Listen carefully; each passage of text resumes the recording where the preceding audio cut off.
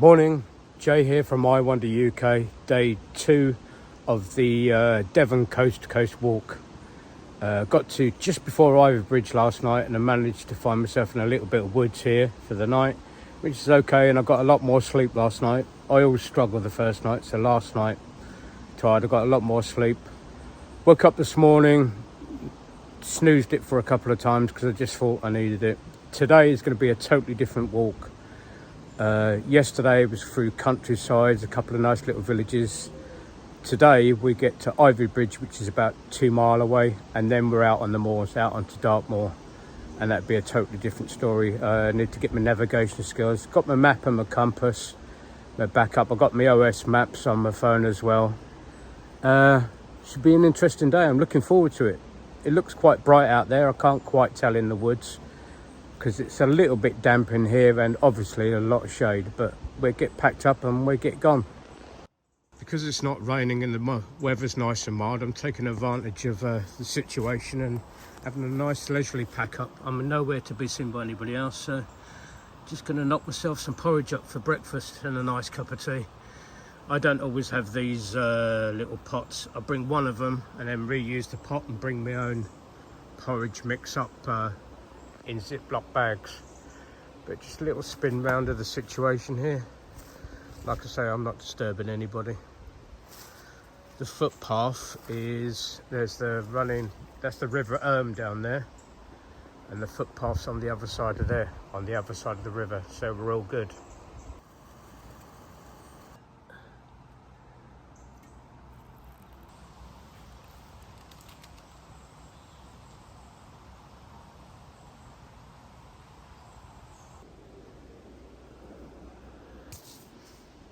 As always, leave no trace. And we're off. Just as a recap, last night we had to go a bit offbeat, to go a bit bushwhacking, I guess, and ended up the other side of the river. So this is the River which I'm coming back across now. I need to walk back about 5 minutes or so and then back up 10, maybe 15 minutes total. But this is where I ended up last night, which was, in all honesty, quite ideal, because I was away from everybody, so I've had a late start this morning. A bit of a water source here, so I could actually replenish my water. But now we're going back down here and back out and get going. If you we're back on the footpath the other side now. Take a little look just across in there. I know you won't be able to see it, but I was just tucked away in there for the night. But this is the reason why I couldn't go in this nice flat level field here. More orange elephants. If you don't like cows, this may be a minor bit of trouble. I've got these two little friendly ones, curious as anything, and then I've got these ones on the path up ahead. Well, we'll see. Hopefully they'll be nice to me. If they're not, well, he went by orange elephants. In an emergency, you could have dropped down the bottom of this leisure centre. I'm not saying you should, but in an emergency, if it was dark and you were away first thing in the morning, plenty of soft, flat, level grass. Wow. I'm not saying I would, but if I would, this leisure centre, this little bit just down here with the river just running down there for your water source in the morning, ideal. Like I say, I'm not saying I would.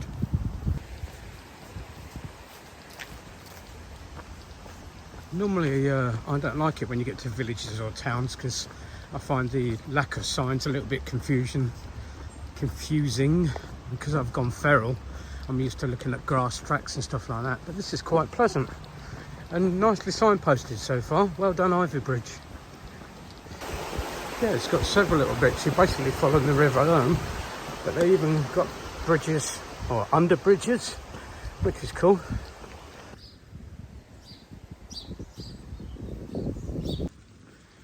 That was great. The leisure centre just there allowed me in and topped up with chilled water, which is going to be a bonus today. The route the path takes you is ideal because it takes you through shops and stuff, Poundland, all sorts of things. So get resupply. Ultimate Navigator. What was I saying about the signage is really good. I was so pleased I got water in the leisure centre. Popped out there, wasn't thinking, just happy that I got water. Spun myself around and gone the wrong way in the urban environment. Walked through from Wembury yesterday, no problem. 2 minutes in an urban environment and I'm lost.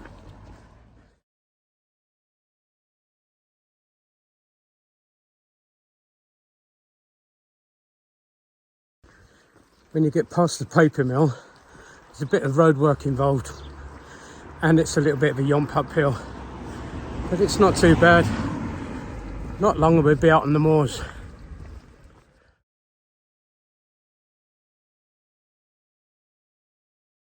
Straight after the Dartmoor sign, go up the road a little bit more and you're out on the tricky rocky path.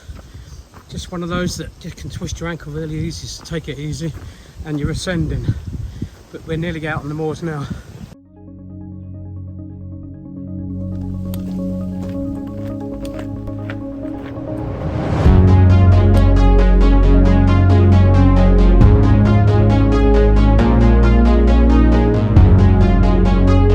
Out onto the moors now, official. A little later than I thought. It's about 5 to 11 the time I faffed through Ivybridge and stuff, but the scenery up here is just amazing. There's a cold wind in my face, cooler than it was coming up through town, but we'll see how it goes. It's sunny obviously, but let's do this. 2 miles away. Immediately you get a feeling of space. I'm sorry if that wind's getting up already. Quick 360 for you. The distinctive China clay works over there, the white scar on the hill over there. The space up here is just amazing.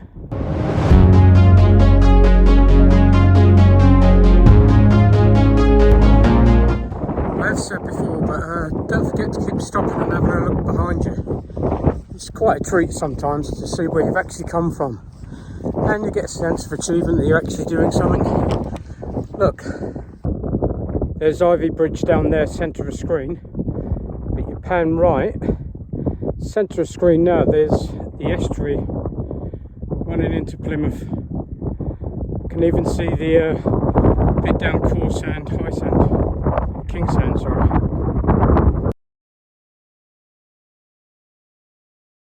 I chose to come up Butterdon Hill, Butterdon Hill, just to get some elevation at the start of the day. But I'm looking back now from the trig point. There's a little trig point here, and I would say that's Wembury in the distance there. That's what I'm guessing. It looks like that would be the river cutting all the way through there, but that's where we started yesterday morning. Amazing.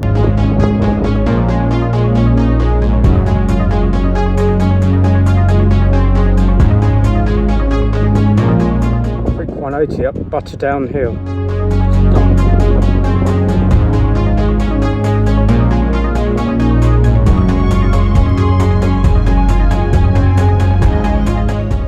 A little bivvy bag in here would be alright, just get you out of the way.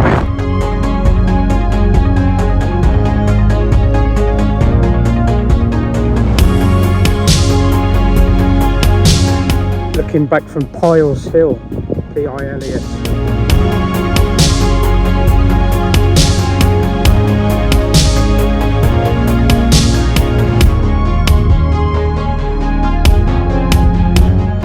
Three barrows at 461 metres, but our track takes us this way.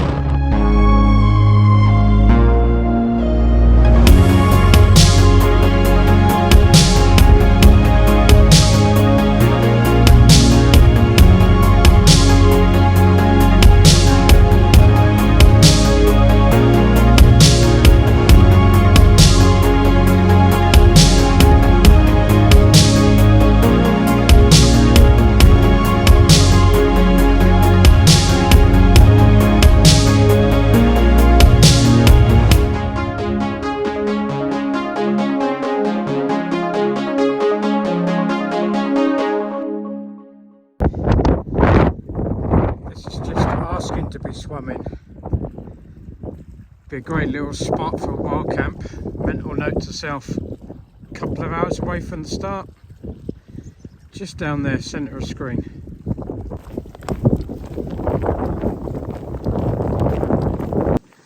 To be honest, following this railway line is quite hard work on the feet. There's a lot of gravel on it and it beats your feet up quite a bit, but the plus point of it is the navigation's fairly easy. You just keep your head down and just keep going, but the scenery is still stunning round.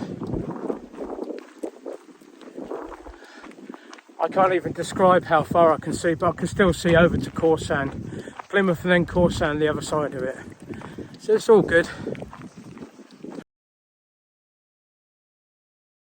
The gravel track just turned a lot more grassier now. You can probably see ahead, but there's still the gravel in it.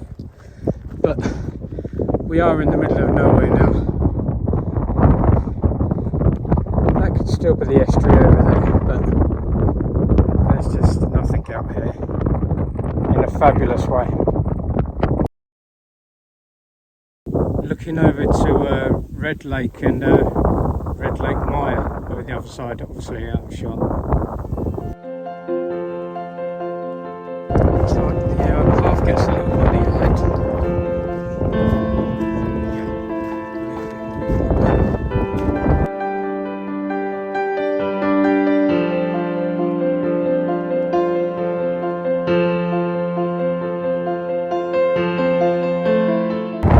From the large pointed granite 2 miles away marker, look uphill for another smaller one.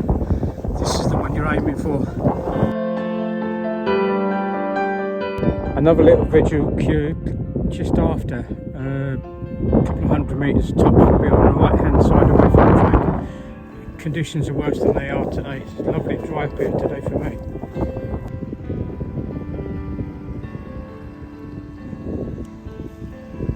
I think this is the River Avon, but I will check and confirm. We're going that way. The clouds look pretty good, don't they? It's a little bit soggy down this bit.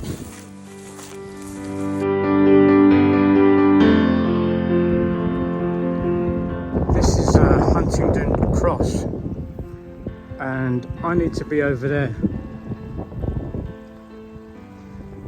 My feet are already wet. I think you know what I'm going to do, don't you? The water looks lovely and clear, but it's got that like a tinge of almost like tea. Like tea's been in it. Oh, and it's quite slippy on the bottom.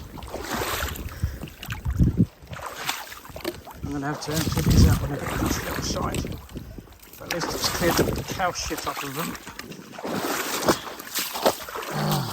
Oh, it's quite refreshing on your feet. I think I'm going to have to spring them out. Oh, it's not a clapper bridge just there, is it? It's a shame there wasn't. I think it is, you know. Yeah, just a little one. That's a clapper bridge.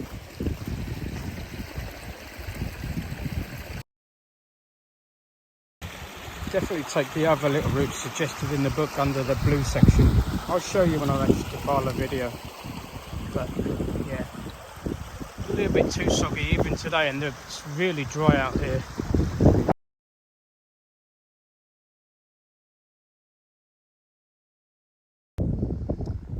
This wouldn't be a bad spot for a wild camping either, because you've got a water source from a couple of different directions in the morning, and several different flat spots a bit round, nice and level.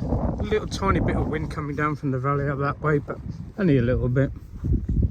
It's really hard to explain how barren and beautiful this place is. I know I've got some wind today, but that's about it. The rest of it's quite dry, but this is definitely being out in the countryside. And the sky is fantastic today.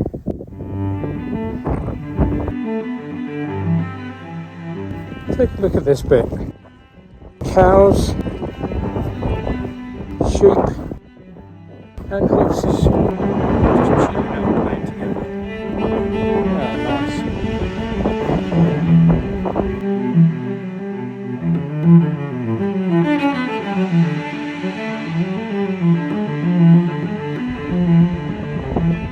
know I keep saying about the views and stuff, it's staggering, but that horizon there, just over there, you can actually see the sea. It's especially important for me because I walked around this 6 months ago, and now I can see all the way round.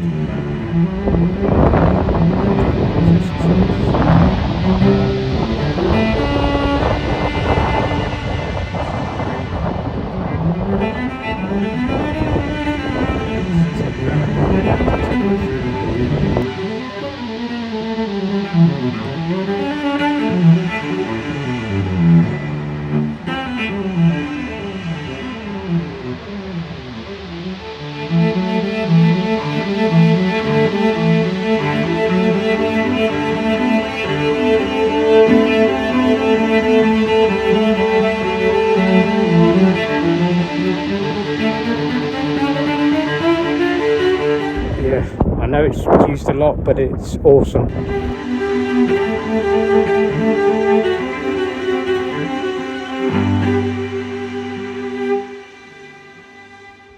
This is where I've ended up for the night. I needed to come down off the hill because the wind is coming up a little bit stronger, and it's quite awkward to find a little bit of level, but you can see the sun's still there. Not a bad little spot for the night, is it? I've literally just seen 12 cows running down that hill where that sheep just passed. Must be tea time. These ones can't be asked to run. Thought I'd do a little bit of a recap for a change, and I've actually got a little bit more daylight left. So this is where I started off this morning, that little bit of woodland, but I had to come onto this side of the stream from the bridge here. This is the route coming up. I got to about here, realised I wasn't going to find anything, so I come back here, trekked into there. It was all right. You can see the pictures from earlier. Back into there, and then up through Ivybridge. Ivybridge, relatively easy to follow the signs. I popped into the leisure centre, got some water and got myself spun around, so I got a little bit lost there. Like I was saying, the Ivybridge is fairly well signed for the Plymouth trail. Just to keep following it through, get up to about here, and I think there's a paper mill. There's a bit of road work walking uphill until you cross this road about here. Then you're out onto the moors, the proper moors. Now, I came down through here and then went up there, so I didn't go to this one or this one. There's an obvious path once you actually see and start going off, and then trek from there to join the path back up to there. Once you join that track, it basically becomes the old rail line, I want to say, what they used to actually come through, which is easy to navigate, and you actually get some mileage in, but after a while, I'll give you some, the stones take a bit of a hammering out your feet, but there's great views across here. River coming down here, and then you start to actually see, you look back this way, where the pen is over this way, you can see Plymouth, Corsand around there, the estuary. It's quite staggering how far you can see, and you just keep on following it and keep on following it and keep on following it. As you get to the end of this section, you actually need to look out for the turn off. There's one of those granite stones, the Moorsway, two Moorsway, sorry, coming out of that, and you'll be able to see this track and this track running up the hills quite obviously, but you need to be coming down here and then get over the crossover there. There's another marker post further up the hill to aim for, which is a definite landmark to be looking out for. And then back out and then across this bit. I went a little bit wrong here, missed the path and ended up going there, but I knew I was wrong, so just backtracked to here. You start coming down off the hill here with Huntington Warren over the other side here, and when you get to the bottom, make sure you turn left and get over the bridge. I didn't. I was enjoying myself too much, looking round. and I ended up on this side of the stream. Needless to say, that wasn't great.